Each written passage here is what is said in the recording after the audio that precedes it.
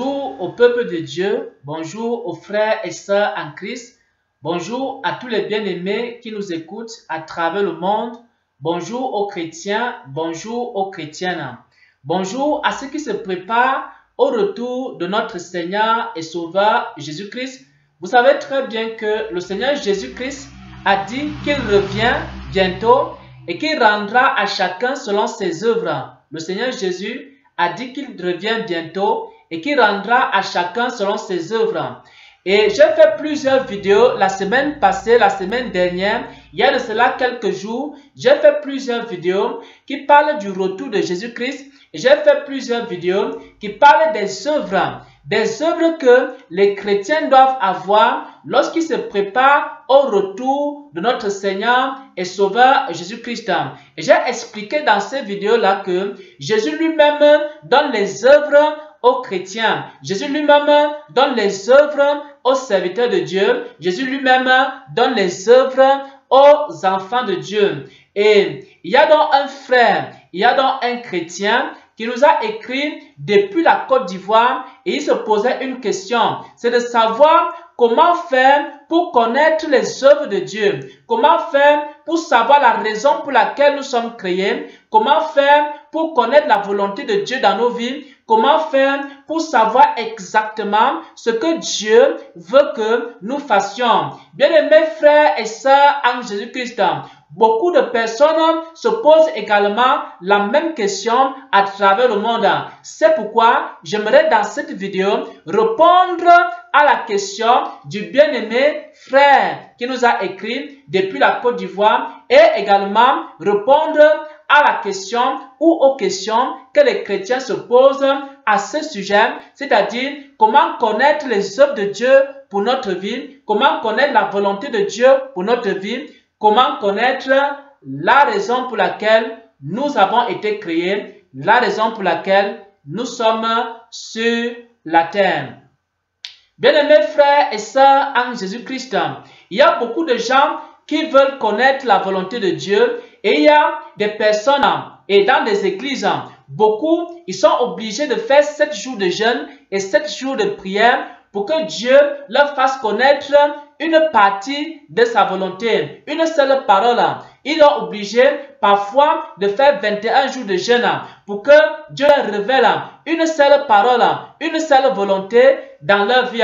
Il y a des gens même qui sont obligés de faire les 40 jours de jeûne, des serviteurs de Dieu, des diacres, des chantres, des chrétiens, des chrétiennes qui sont dans de longs jeûnes pour que Dieu leur donne une seule parole, pour que Dieu leur fasse connaître une seule volonté dans leur vie, pour qu'ils connaissent une seule œuvre qu'ils doivent pratiquer. Il y a même des gens qui ont déjà tellement maigri, ils ont déjà tellement maigri parce qu'ils sont dans des jeûnes multipliés et à la fin de ces jeûnes, parfois même, Dieu ne leur dit rien. Parfois même, si à la fin ils reçoivent quelque chose, c'est une seule parole que Dieu leur a donnée. C'est une seule vérité que Dieu leur a donnée. C'est une seule œuvre que Dieu leur a donnée pour qu'ils puissent pratiquer cette œuvre-là. Bien-aimés frères et sœurs en Jésus-Christ, comment donc faire pour connaître les œuvres de Dieu? Comment donc faire pour connaître la volonté de Dieu? Quel genre de prière il faut faire? Quel genre de jeûne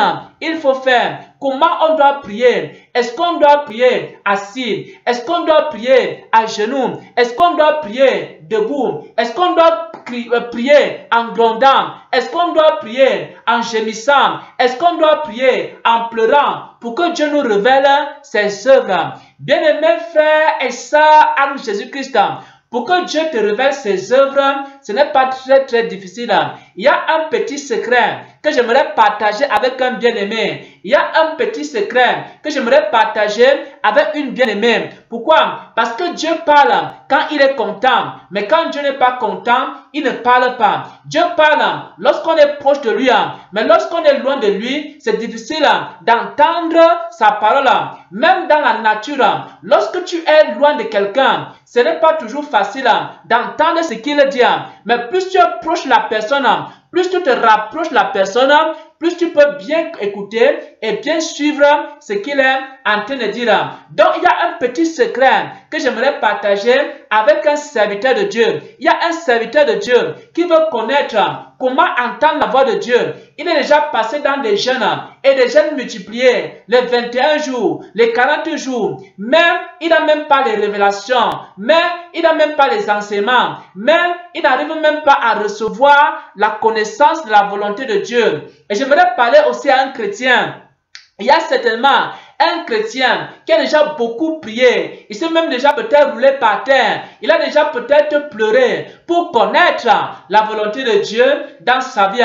Mais même jusque-là, il n'arrive pas à connaître la volonté de Dieu. Peut-être même qu'il y a une personne actuellement qui est en train de jeûner, qui est en train de prier, qui est en train de demander à Dieu, qui veut connaître sa volonté, mais la personne n'arrive pas toujours à connaître la volonté de Dieu. Mais j'aimerais ici, dans cette parole, dans cette vidéo, partager un petit secret avec un serviteur de Dieu, un petit secret avec un chrétien. Comment connaître la volonté de Dieu dans notre vie? Comment connaître la pensée de Dieu dans notre vie?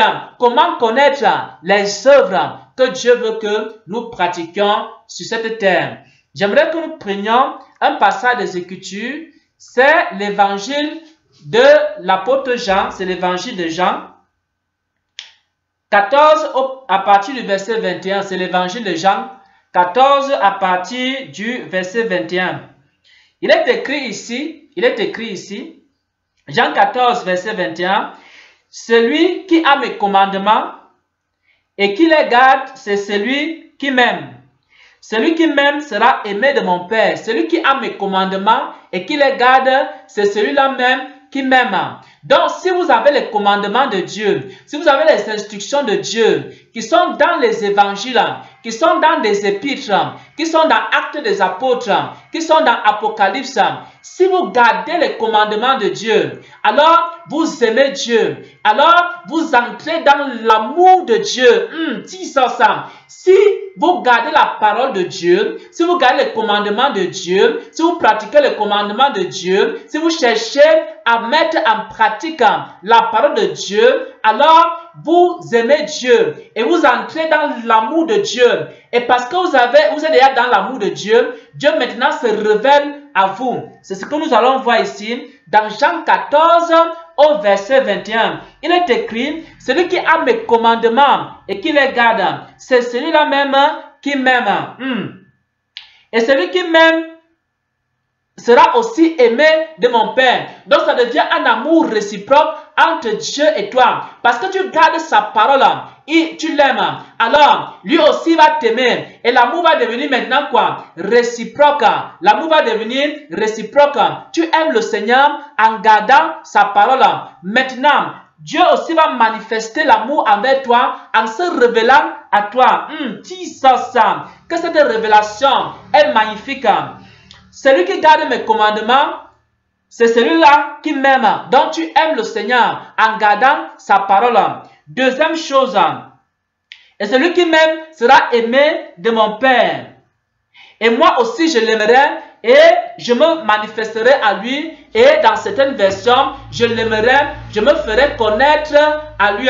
Bien-aimés frères et sœurs en Jésus-Christ, Dieu se fait connaître à toi parce qu'il t'aime. Mais avant qu'il ne puisse se faire connaître à toi, il faut d'abord que tu l'aimes en gardant sa parole. Jésus-Christ est venu sur la croix de Golgotha pour mourir pour tout le monde. Tous ceux qui ont accepté de croire en sa parole, tous ceux qui ont accepté de marcher selon ses paroles, tous ces hommes, toutes ces femmes sont des disciples de Christ. Ils aiment le Seigneur. Ils sont attachés à sa parole. Ils pratiquent ses paroles. Il y a beaucoup de paroles du Seigneur Jésus dans les évangiles. Dans l'évangile de Matthieu, il y a des paroles de Jésus.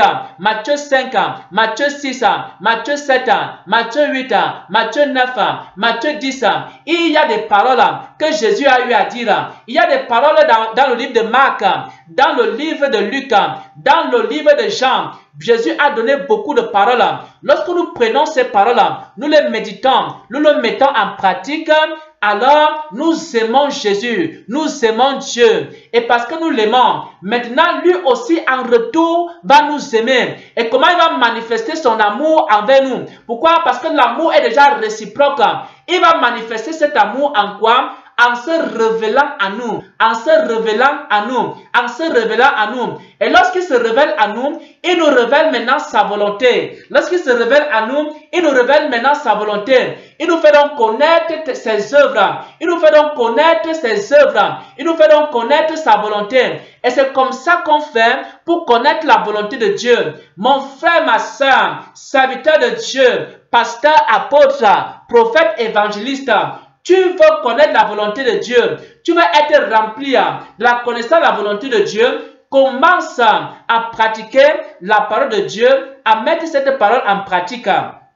Et pendant que tu mets la parole de Dieu en pratique, alors tu attires Dieu vers toi. Et cet amour devient réciproque. Et parce que cet amour est réciproque, il se révèle à toi. Il te fait connaître sa volonté. Ça, c'est les Saintes Écritures. Et j'aimerais ici terminer par un petit témoignage. Bien-aimés frères et sœurs en Jésus-Christ, lorsque j'ai commencé à chercher Dieu, je ne connaissais pas les œuvres de Dieu. Je ne connaissais pas les œuvres de Dieu. Donc j'étais comme la plupart des chrétiens, j'étais comme la plupart des serviteurs de Dieu. Je ne connaissais pas les œuvres de Dieu, je ne connaissais pas la volonté de Dieu pour ma vie. À un moment donné dans ma vie, j'ai dû renoncer à moi-même. J'ai dû renoncer à ma propre volonté. Et j'ai décidé maintenant de faire quoi? La volonté de Dieu. J'ai acheté quoi? Des Bibles. J'ai acheté plusieurs Bibles de plusieurs versions. Et j'ai commencé donc à lire les Écritures. Lorsque je lis les Écritures, j'arrive par exemple à Matthieu 5. Je vois beaucoup de choses que Jésus a eu à dire à Matthieu 5. Je dis maintenant, il faut que je pratique ça. Je n'ai pas encore pratiqué. J'arrive à Matthieu 6. Je vois tout ce que Jésus a eu à dire dans Matthieu 6. Toutes ces œuvres-là qu'il a eu à donner dans Matthieu 6. Je dis non, je n'ai pas encore pratiqué ça. Je pratique ça par amour pour lui. J'arrive à Matthieu 7. Je dis que non, il y a encore des choses à Matthieu 7 que je n'ai pas encore pratiqué. Je pratique ça par amour pour lui. J'arrive à Matthieu 8, Matthieu 9, Matthieu 10 et je lis les Écritures. Je vois maintenant le livre des Actes des Apôtres, les Épîtres des Apôtres. Je vois toutes les choses que les apôtres ont dit, que les chrétiens doivent pratiquer. Je me dis que je n'ai pas encore pratiqué telle chose. Alors, je commence à pratiquer, bien-aimés, frères et sœurs en Jésus-Christ. Au fur et à mesure que j'ai commencé à pratiquer la volonté révélée de Dieu dans les Saintes Écritures, alors il m'a maintenant révélé sa volonté personnelle en ce qui concerne ma vie. Pendant que je pratiquais la volonté révélée dans les Écritures, dans la parole de Dieu, dans la Bible, Dieu maintenant m'a montré sa volonté personnelle en ce qui concerne ma vie. Bien-aimés frères et sœurs, c'est également ce que Jean 14 à partir du verset 21 dit. Si quelqu'un m'aime et garde mes commandements, commence à garder les commandements qui sont connus dans les évangiles, dans les épîtres. Et maintenant, Dieu aussi va se manifester à toi et à un moment donné, il va donc maintenant commencer à te révéler ses œuvres. Et tu vas maintenant pratiquer ses œuvres. Et depuis que j'ai commencé à le faire, il a donc commencé à me montrer beaucoup d'œuvres. Que je fasse que je jeûne ou que je ne jeûne pas, le Seigneur me révèle des œuvres que je dois faire. Et chaque jour, il me révèle.